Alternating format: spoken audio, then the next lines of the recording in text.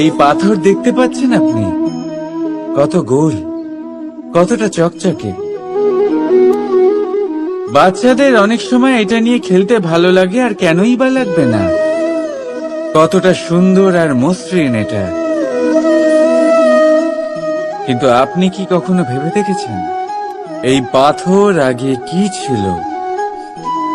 কোনো বিশাল আকার পর্বত, কোনো বিশাল আকার পাথরের একটা বড় ভেঙে যাওয়া অংশ বিশেষ, যেটা কোনোভাবে নদীতে পড়ে নদীর ধারার সাথে বইতে থাকলো, মাটির সাথে ঘর্ষণ হলো, বালির কণার সাথে ঘর্ষণ হতে থাকলো, আর তারপর ধীরে ধীরে এই আকার পেল। এবার আমরাও এই পাথরের মতোই।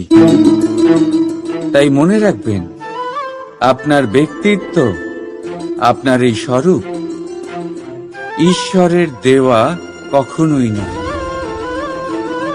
হ্যাঁ, প্রকৃতি অবশ্যই আপনাকে জন্ম দিয়েছেন, কিন্তু আপনি নিজে নিজের ব্যক্তিত্বের রচয়িতা।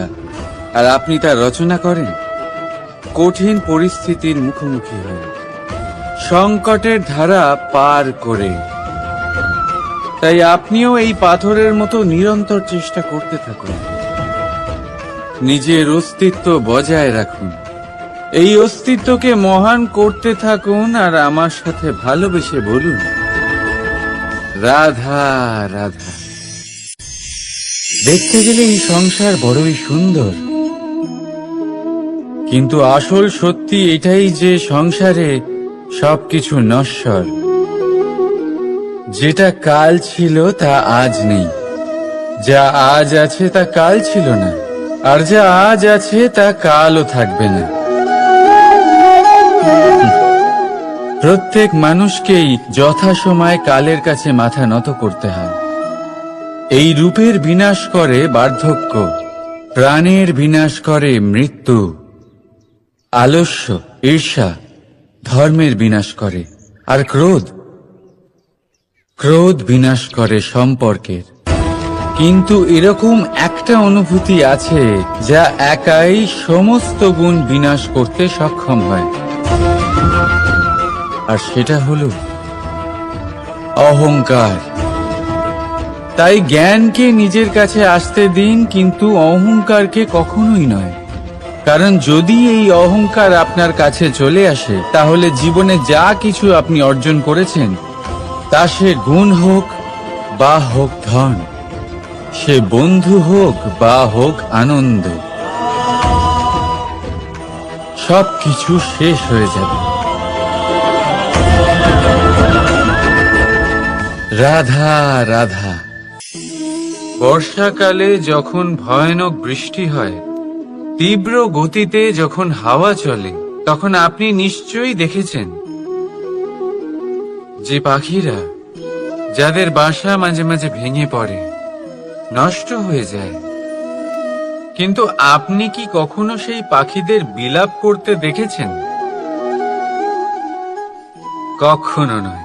যখনই সেই বৃষ্টি থেমে যায়, তারা আবার একটু একটু করে খড়কুটো জোগাড় করে তাদের বাসা বানিয়ে ফেলে। নিজের সংসার সেই রকমই বানিয়ে দেয় যেমন আগে ছিল। এমন কেন? কারণ এই ঝড়ের তাণ্ডবের সাথে সেই পাখিদের কোনো বোঝাপড়া করারই নেই। তারা শুধু সেটাই করতে থাকে যেটা তাদের হাতে আছে, আর সেটাই হলো, আর এটাই হলো সুখী জীবনের মূল মন্ত্র। যেটা আপনার হাতে নেই, তা নিয়ে বিলাপ করে আপনার কোনো লাভ হবে না। মনোসংযোগ তাতেই করুন যা আপনার হাতে রয়েছে। যা বদলে গেছে তাকে আপনি আবার বদলাতে পারবেন না, কিন্তু যা আপনি বদলাতে পারবেন তাতে মনোসংযোগ করুন। এই জীবনে একটু ধনাত্মক হয়ে উঠুন, দেখবেন সব শুভ হবে। রাধা রাধা।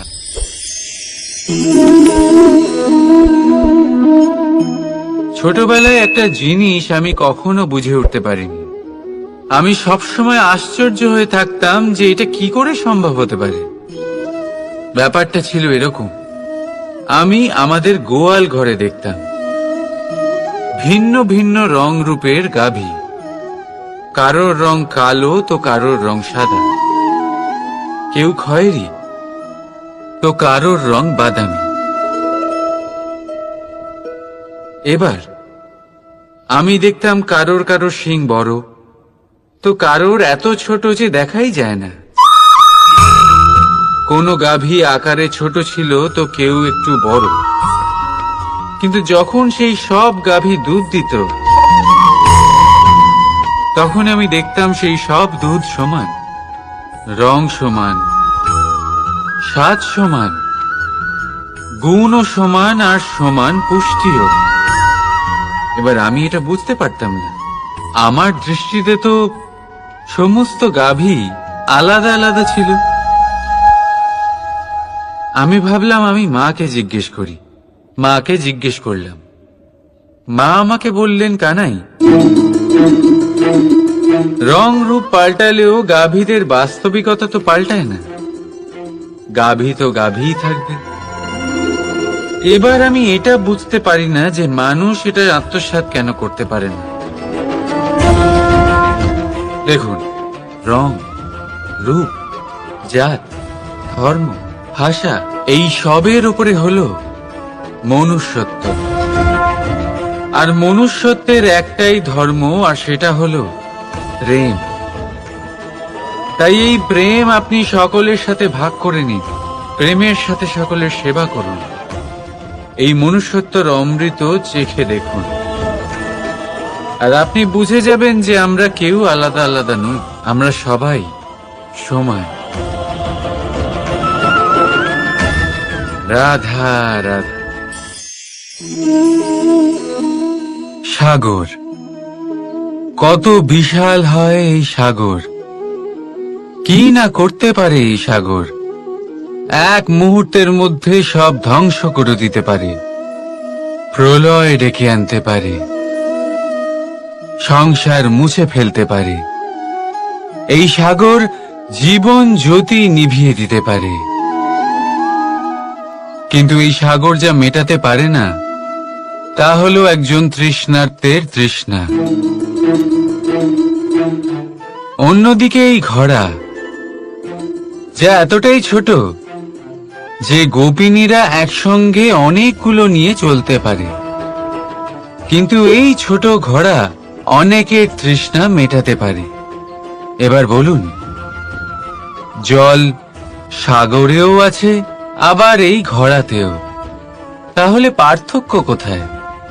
এখানে পার্থক্য হলো তাদের আচরণের মধ্যে। একজন মাটির মধ্যে মিষ্টি জল ধরে রাখে তো আরেকজন নিজের নোনা জলের আঘাতে যে কাউকে মাটিতে মিশিয়ে দিতে পারে। আপনি কি হতে চাইবেন? সাগরের নোনা জল হয়ে কারোর আশা চূর্ণ বিচূর্ণ করে দিতে, নাকি মিষ্টি জলের ঘোড়া হয়ে কারোর তৃষ্ণা মেটাতে? সিদ্ধান্ত আপনার। রাধা রাধা। কতবার এমন হয়, আপনি কোনো কাজ করার জন্য কাউকে দায়িত্ব দেন, কিন্তু সেই ব্যক্তি সেই কাজ সম্পন্ন করতে পারে না, অসম্পূর্ণ রেখে দেয়, অথবা ঠিকভাবে করতে পারে না। এবার এই পরিস্থিতিতে কি হয়?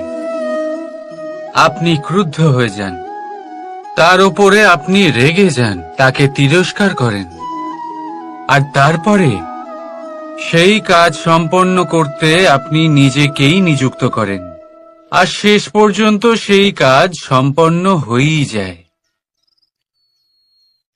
এবার এই বিষয়ে সমস্যা সেই ব্যক্তির চেষ্টায় নয়, সমস্যা আপনি যে সেই ব্যক্তিকে ভরসা করলেন তার ছিল।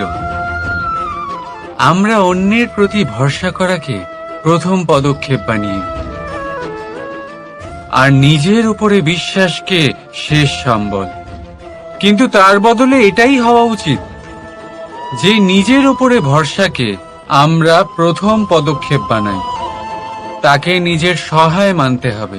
যদি আপনি এমন করেন তাহলে পরিণাম আরো সুখকর, আরো আনন্দদায়ক হবে। তাই মনে রাখবেন, এই সংসারে আপনার সব থেকে বড় ভরসা আর কেউ নেই। এই সংসারে আপনার সব থেকে বড় রক্ষাকর্তা আর কেউ নেই।